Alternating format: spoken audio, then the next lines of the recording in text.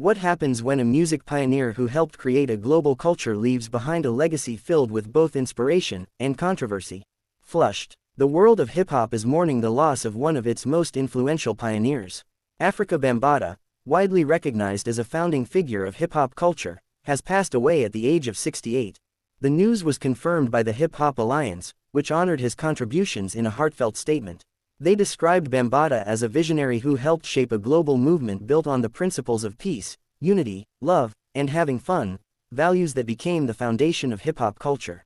But his story is far more complex than just music. Born as Lance Taylor in the Bronx, New York, Bambaataa grew up during a time of major social and political change in America. The era of the Black liberation movement deeply influenced his worldview, and ultimately, his mission. As a teenager, he became involved with the Black Spades, a street gang in the Bronx. But instead of remaining on that path, he used his leadership skills to transform something negative into something powerful. In 1973, he co-founded the Universal Zulu Nation, an organization aimed at redirecting youth away from violence and toward creativity, music, and self-expression.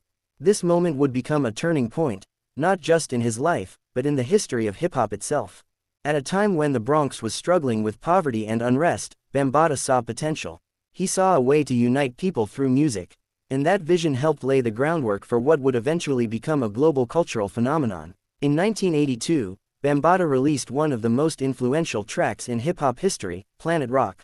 The song blended electronic music with hip-hop beats in a way that had never been done before. It didn't just become a hit, it changed the sound of music. Planet Rock is widely credited with shaping the direction of hip-hop throughout the 1980s and beyond, influencing countless artists and producers around the world.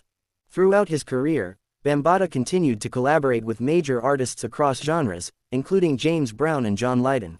He also contributed to socially conscious projects, including the anti-apartheid song, Sun City, in 1985, a powerful statement against injustice. His work wasn't just about entertainment. It was about using music as a tool for change.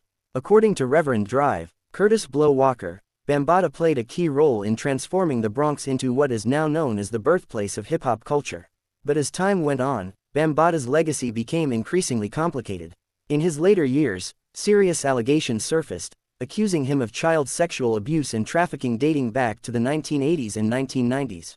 Bambaataa strongly denied these accusations, calling them baseless and an attempt to damage his reputation. However, the controversy had a lasting impact. In 2016, he stepped down from leadership of the Universal Zulu Nation following the emergence of these claims. And in 2025, reports indicated that he lost a civil case related to the allegations after failing to appear in court. These developments sparked difficult conversations within the hip-hop community. Even the Hip Hop Alliance acknowledged that while his contributions to music were groundbreaking, the allegations surrounding him could not be ignored. It's a reminder that legacy is not always simple. For many fans, Afrika Bambaataa represents the birth of hip-hop, a movement that started in the streets of the Bronx and spread across the globe.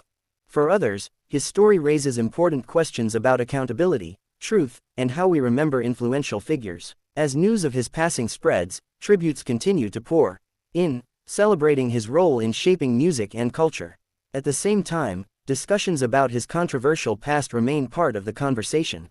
Because in the end, his story is not just about music. It's about impact, it's about influence, and it's about the complicated nature of legacy. Afrika Bambaataa helped build hip-hop into a global movement. But how should history remember him? Share your thoughts in the comments.